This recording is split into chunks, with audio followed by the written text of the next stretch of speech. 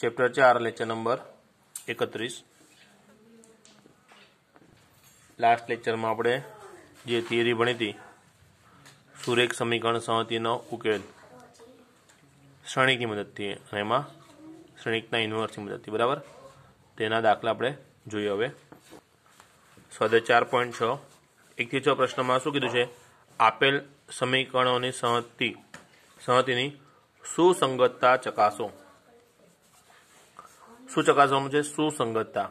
અને સુસંગતતાનો અર્થ શું કીધેલો આપણે? સુસંગતતાનો અર્થ કીધેલો કે નિશ્ચાયકનું મૂલ્ય મળે તો સમીકરણ સુસંગત કહેવાય અને મૂલ્ય ઉકેલ ન મળતો હોય બરાબર।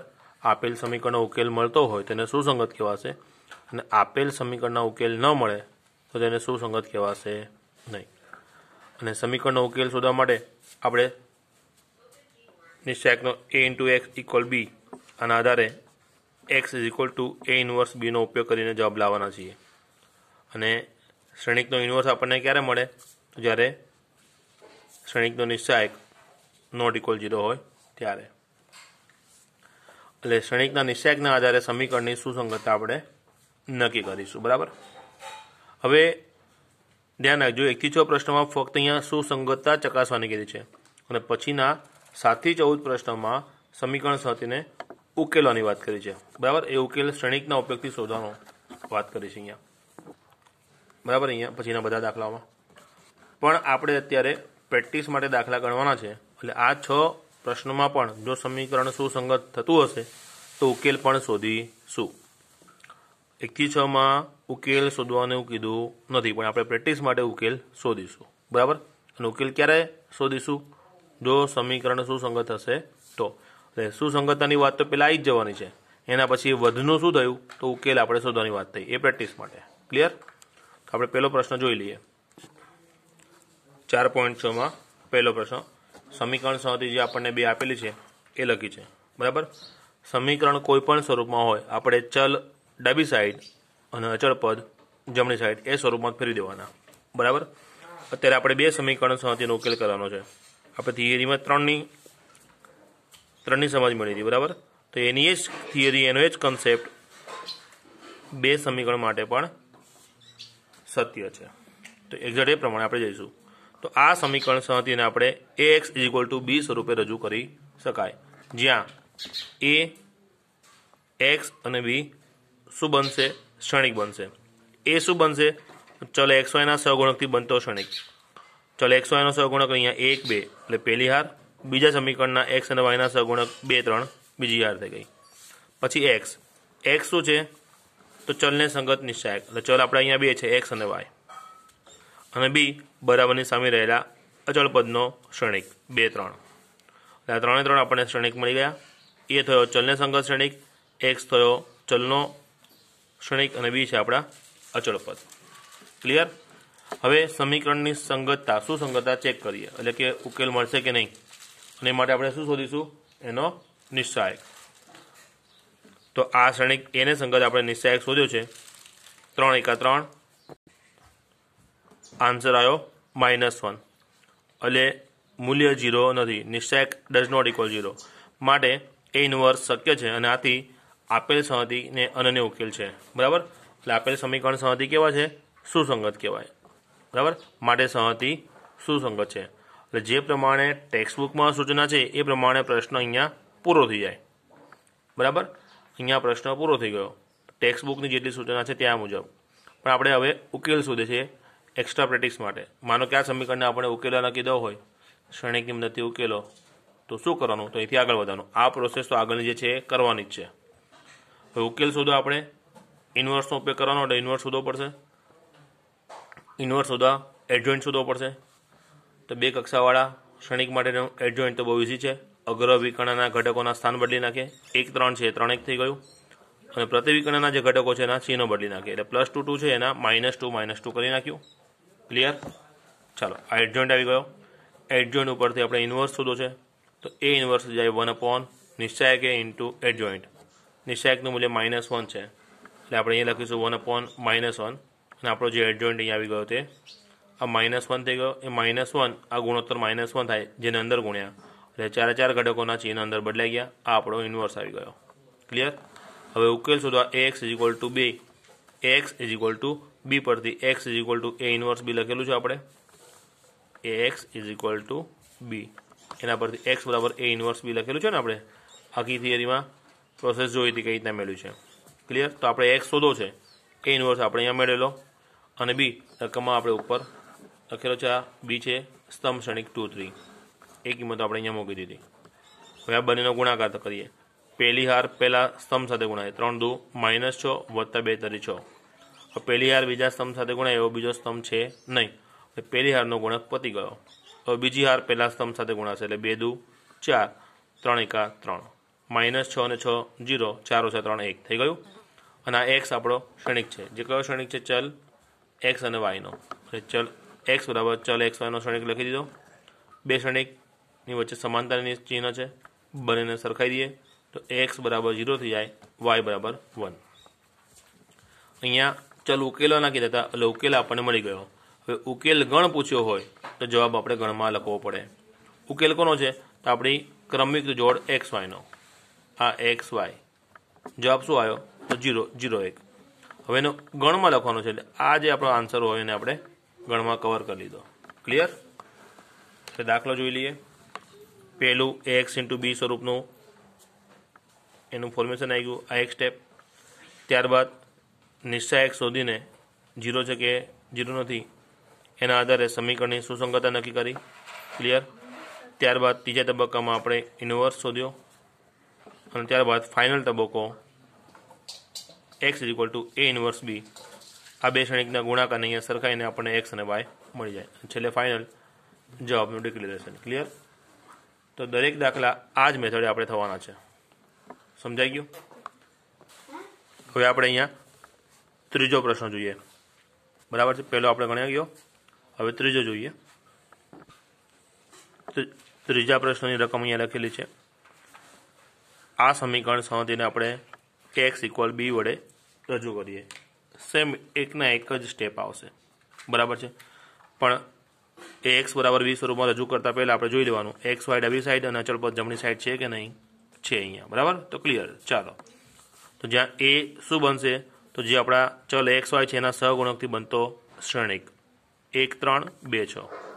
પછી x તો આપણા ચલને સંગત ક્ષણિક x y. b તો અચળ જે આંકડા છે 5 અને 8 એને સંગત બનેલો સ્તંભ ક્ષણિક. બરાબર છે. એક તબક્કો પૂરો. કયો તબક્કો કર્યો આપણે? તો કે ક્ષણિક સ્વરૂપમાં રજૂઆત. ત્યારબાદ ઉકેલ શક્ય છે કે નહીં એ નક્કી કરવા નિશ્ચયકનું મૂલ્ય શોધીશું આપણે. તો ક્ષણિક એને સંગત નિશ્ચયક આપણે શોધીએ. 6 1 6 2 તરી 6 6 - 6 0. નિશ્ચયક અહીંયા કેવો થઈ ગયો? 0 થઈ ગયો. માટે a ઇન્વર્સ શક્ય નથી. માટે આપેલ સમીકરણ સહથી સુસંગત નથી, એટલે કે અસંગત છે. આ બીજો તબક્કો થયો જ્યાં સંગતતા સુસંગત છે કે અસંગત નક્કી થાય.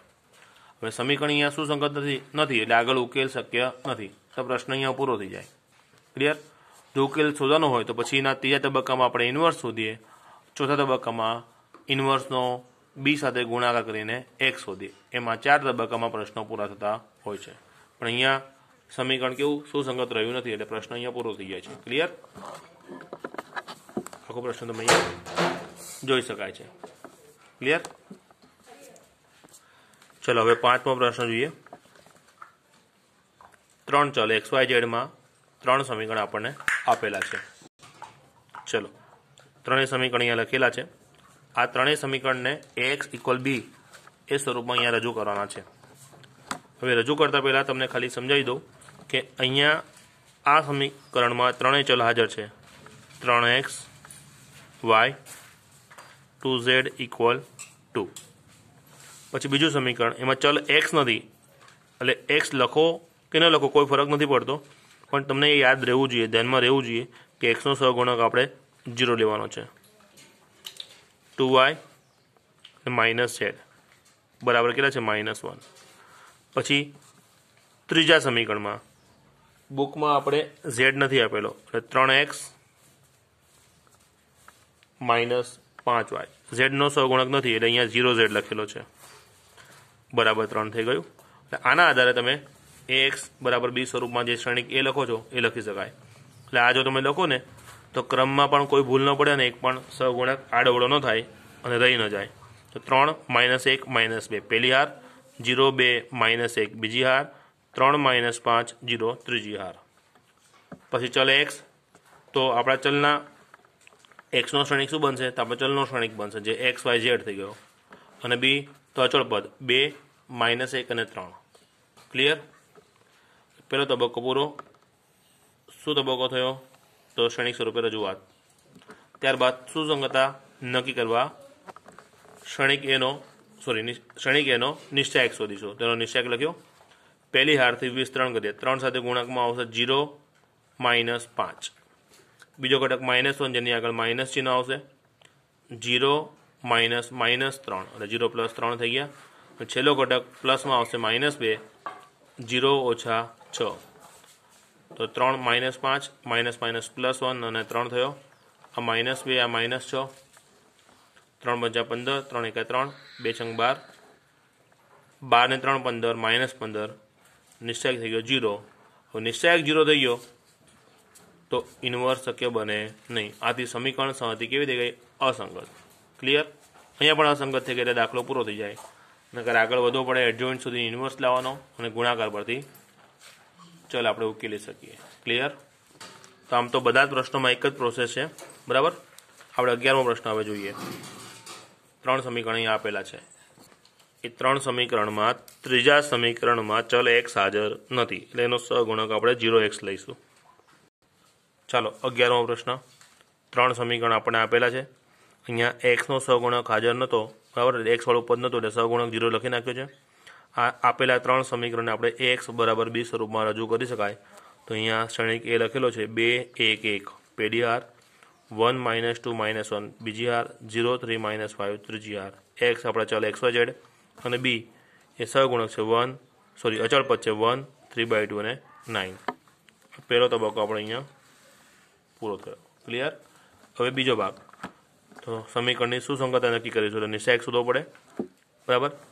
તો અહીંયા નિશ્ચાયક શોધેલો છે 2, 10 - -3 એટલે 10 + 3, બીજા ઘટકની આગળ માઇનસ નિશાની એટલે -1, -5 - 0, ત્રીજો ઘટક +1, 3 - 0, 10 ને 3 13, આ -5 અને આ 3, 13 × 2 26 +5 3, 26 ને 3 29 ને 5 34। નિશ્ચાયકનું મૂલ્ય 0 આવ્યું નથી માટે ઇન્વર્સ શક્ય છે અને આથી સંહતિને અનન્ય ઉકેલ છે। આ 11મો પ્રશ્ન ગણી રહ્યા છીએ, બરાબર। આપણે સુસંગતતા તો ફક્ત 1 થી 6 પ્રશ્નોમાં ચેક કરવાની કીધેલી, બરાબર છે। એટલે સુસંગત છે કે નહીં હવે અહીંયા ડિક્લેર ન કરો તો પણ ચાલે અને તમે લખવું હોય તો લખી શકાય કે આથી સમીકરણ સંહતિ કેવી છે? સુસંગત છે, બરાબર। એટલે ઉકેલ શક્ય છે કે નહીં એ બીજો ભાગ આપણો પૂરો થયો, સંગતતા ચેક થઈ ગઈ। હવે ઇન્વર્સ શોધવા એડજોઇન્ટ શોધવો પડે અને એડજોઇન્ટ શોધવા 9 ઘટકના સહ અવયવ શોધવા પડે, બરાબર છે। તો એ પહેલી હારના સહ અવયવ આગળ ઘણી વાર શોધ્યા છે, બરાબર। એટલે તમને મેથડ હવે ક્લિયર જ છે। પહેલી હારના સહ અવયવ અહીંયા આવી ગયા આ 3, પછી બીજી હારના સહ અવયવ અહીંયા રહ્યા અને ત્રીજી હારના સહ અવયવ આ રહ્યા। આ ત્રણેય સહ અવયવને આપણે અહીંયા પહેલી હાર, બીજી હાર, ત્રીજી હારમાં મૂકી એનો ટ્રાન્સપોઝ અહીંયા કરેલો છે। અહીંયા આપણે પહેલી હારના સહ અવયવ કયા છે? 13 5 3, એને ડાયરેક્ટ સ્તંભમાં જ લખી નાખ્યા 13 5 3।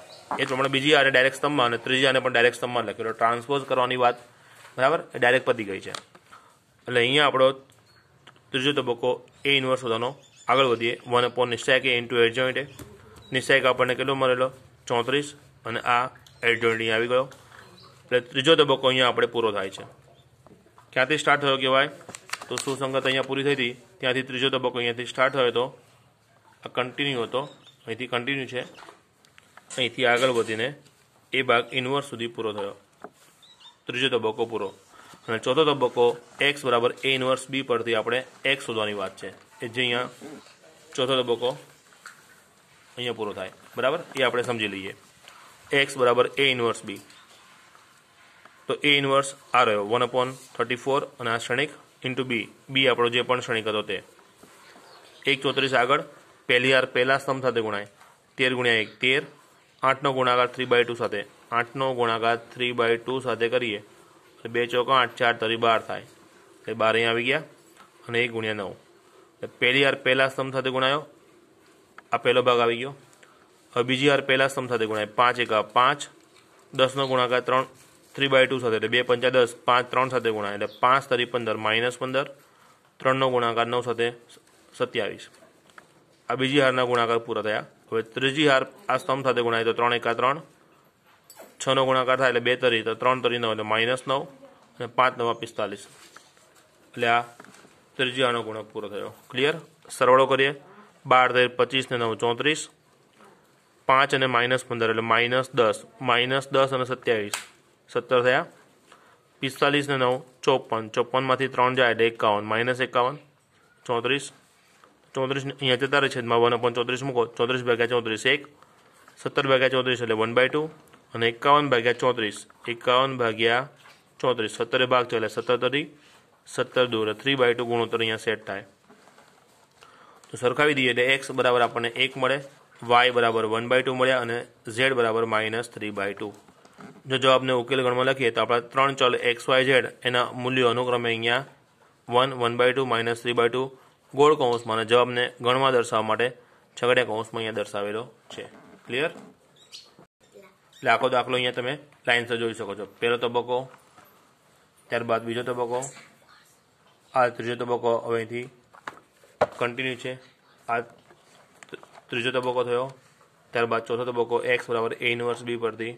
ગુણાકાર સરખાવીને છેલ્લે ફાઇનલી આપણે ઉકેલ મેળવેલા છે ક્લિયર તો 4.6ના 1 થી 14 પ્રશ્નમાં આપણે પહેલો બીજો 5મો અને 11મો આપણે જોયો બધામાં એક જ સેમ મેથડ એમાં બી એડજોઇન્ટ અને ઇન્વર્સ વાળું તો આગળ પણ ઘણી વાર કરેલું છે બરાબર એટલે બાકીના તમારે બધા જ 100 પ્રયત્ન કરવાના છે જો કોઈનો જવાબ ન આવે તો મને કોન્ટેક્ટ કરવાનો ક્લિયર બાકીના બધા જ 100 પ્રયત્ન તમારે કરવાના છે અને એ જ પ્રમાણે આ બે ચલમાં ઉદાહરણ 27 એ પણ 100 પ્રયત્ન અને ઉદાહરણ 28 ત્રણ ચલમાં છે એ પણ 100 પ્રયત્ન તમારે કરવાનું છે ચલો હવે આ સ્વાધ્યાય 4માં 16મો પ્રશ્ન છે સમીકરણ સંહતિને ઉકેલવાના છે ફક્ત અહીંયા ફરક શું છે તો જે પણ આપણા રકમના ચલ છે ને એ બધા છેદમાં આપેલા છે બરાબર મેથડ તો એ જ થવાની છે કોઈ ફરક નથી આગળ આમે તમે 9મા 10મા ધોરણમાં જેમ લોપની રીતમાં શીખેલા ચલ નીચે આવ્યા હોય તો આપણે શું કરીએ 1/xyz બરાબર